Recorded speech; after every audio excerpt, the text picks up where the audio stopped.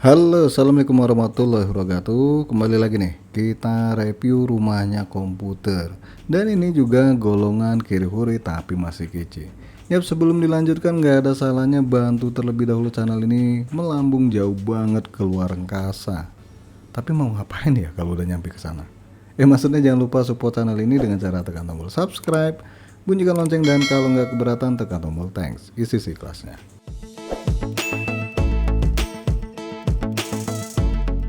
Kemarin kita bahas CPU cooler dan kali ini kita bahas produk casingnya.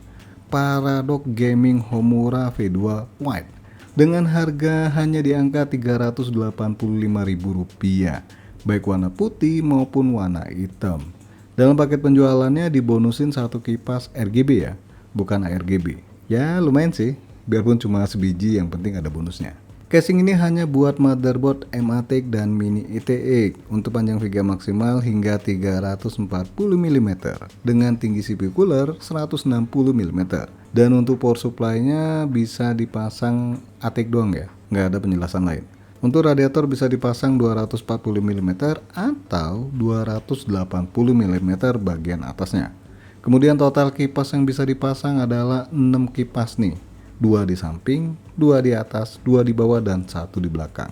Khusus bagian atas ini bisa dipasang ukuran 14 cm.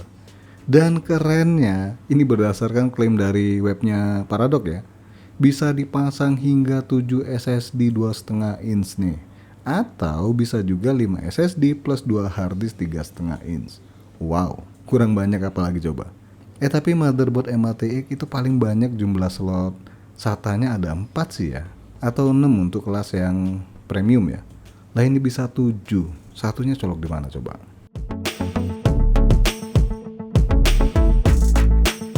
Dus bagian depannya simple banget nih, gak ada gambar produk casingnya sama sekali. Cuma ada tipe casingnya, Homura versi 2. Kalau nggak salah artinya menyala. Wow, keren. Arigato, masaku, aji nunggu tuh. Untuk detail speknya ada di bagian samping dusnya nih. Bisa dilihat dimensi casingnya gimana.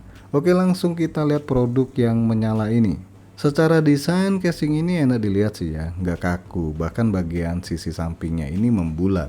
Di bagian depannya ini udah full mesh, tapi nggak bisa dipasang kipas sama sekali ya. Terus bisa dicopot kalau kalian mau melepas bagian depannya ini. Caranya dengan melepas dua baut pengunci bagian kanan maupun kirinya. Di bagian bawahnya ini ada logo kecil dari Paradox. Lanjut, di bagian samping ini penutupnya udah kaca. Terus di bagian covernya ini udah ada port AIO-nya. Maksudnya IO, input output. Nah, model gini kalau casingnya ditaruh di atas meja, ini cukup gampang buat akses ke tombol power atau colok-colok USB. Oh ya, di sini ada tombol power, reset, audio, USB 2.0, USB 3.0, dan USB Type-C. Ini beneran USB-C. Tapi ntar kita lihat konektornya. Lanjut kita buka panel kacanya yang pakai model clip.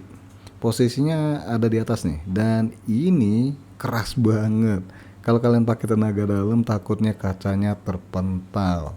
Jadi tetap ditekan aja nih ya, sampai lepas penguncinya. Sayangnya sih penguncinya kurang gede sih, kalau lumayan gede bisa menekan lebih dalam. Dan kalau udah kebuka, di sini saya pakai alat tambahan nih, biar lebih gampang membukanya. Nah, di bagian atas sama bawah kacanya ini udah dikasih plat. Dan ini bagus untuk kacanya biar nggak rentan pecah. Kacanya cukup tebal, mungkin di kisaran 0,3 mili ya. Di web nggak dikasih tahu sih ketebalan kacanya berapa.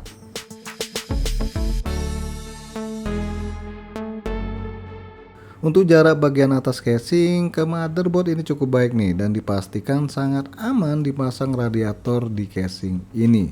Kemudian ruang kabel manajemennya tergolong lega. Lanjut di bagian sampingnya ini nggak ada lubang kabel manajemennya. Ada satu sih ya di tengah-tengah dudukan kipas. Dan ini ada plat tambahan kalau kalian pakai motherboard MATIK lebar. Dan bisa dicopot kalau kalian pakai motherboard MATIK yang kecil ya. Dengan melepas dua baut pengunci di bagian atas casing nih. Pada bagian samping ini ada tempat buat kipas ukuran 12 cm.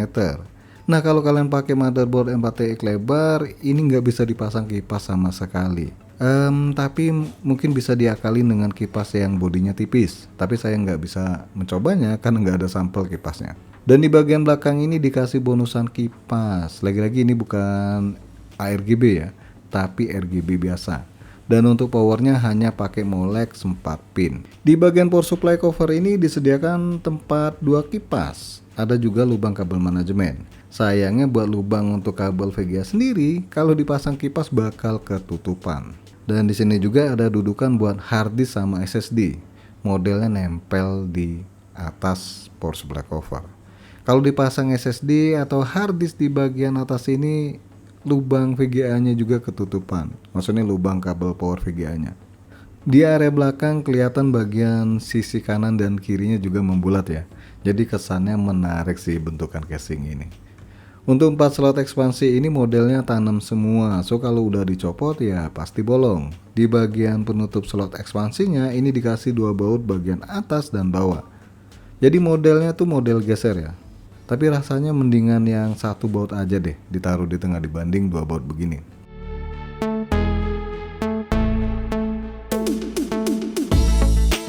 Di sini ada 2 ventilasi udara di bagian samping sama di bagian bawahnya. Dan buat buka tutupnya ini pakai klip yang samaan dengan penutup kacanya. Nah kalau ini mau pakai tenaga dalam pun nggak ada masalah kali ya. Kalaupun mencolot, terpental jauh ya paling penyok dikit. Kalau pecah kan nggak bisa dibenerin. Dan ini juga cukup susah buat membukanya. Mungkin karena masih baru, jadi pada kenceng semua. Oh ya, dari penutup sampingnya ini material dari casing ini cukup tebel sih. Nggak di penutup doang, tapi dari keseluruhan bodinya. Cakep. Dan di bagian ventilasi udara ini nggak ada dust filter sama sekali.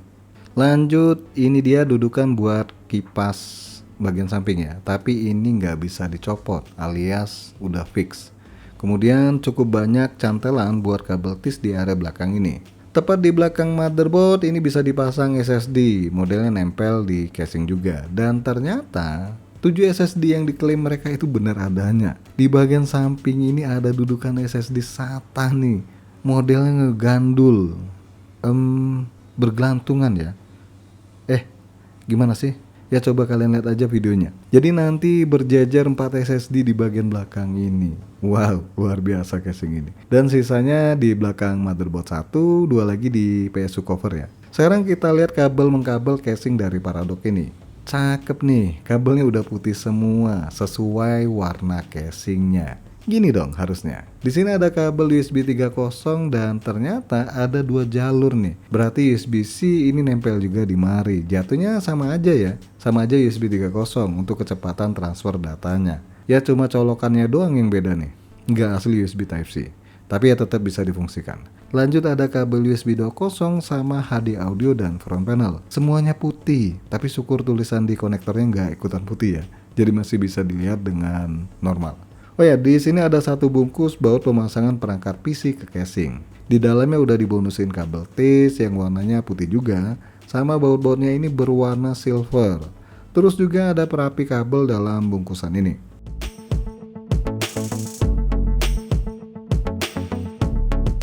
Untuk di bagian bawah casing ini bisa dilihat kaki-kaki casingnya udah dikasih busa yang cukup tebal. Sama ada lubang yang disesuaikan untuk SSD maupun hard disk dan dikasih ventilasi udara. Kemudian ventilasi udara di power supply-nya ini gede banget nih. Sayangnya nggak ada dust filter yang diberikan.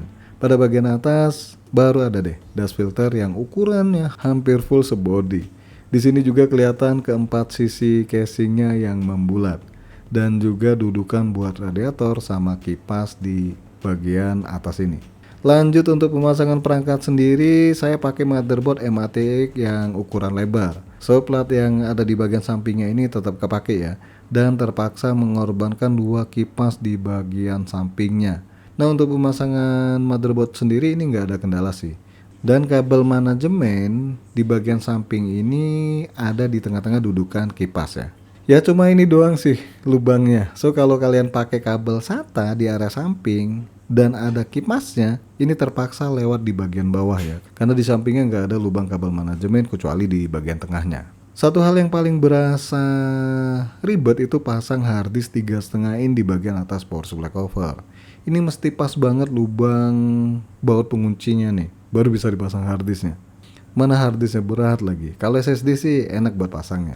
Jadi sebelum pasang kipas di bagian power supply cover, baiknya pasang harddisk dulu ya. Karena kalau udah pasang kipas, ya gimana mau pasang baut pengunci harddisknya. Kemudian buat pasang VGA-nya nih, lubang penutup di slot ekspansinya ini rada kecil, jadi susah buat masukin VGA yang saya pakai ini. Kalau ukuran yang standar harusnya sih aman ya. Dan buat merapikan kabel-kabel di casing ini cukup baik sih.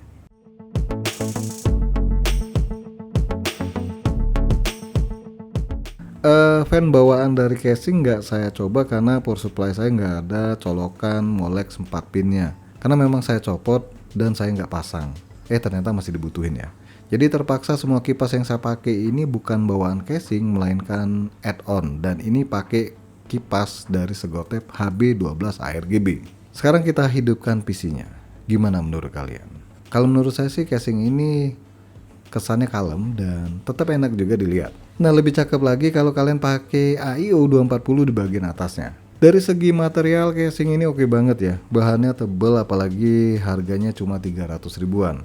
Ruang kabel manajemennya cukup oke. Tapi untuk fan bagian samping nggak fungsi kalau kalian pakai MATEK lebar. Kemudian minus di lubang kabel manajemennya yang di bagian samping cuma satu doang. Sama buat pasang harddisk model nempel gini memang nyusahin sih ya. Cuma lagi-lagi ada harga, ada juga rupa. Dan harga 300 ribuan ini menurut saya oke banget dengan apa yang kalian dapatkan. Terlebih lagi bisa dipasang SSD dengan jumlah yang cukup banyak. Lantas gimana menurut pandangan kalian? Silahkan tinggalkan komentar. Oke guys, sampai di sini aja dulu bahasan casing gaming murah dari Paradok ini. Jangan lupa support terus channel ini dengan cara subscribe, like, dan share. Makasih sudah mampir di MK Channel.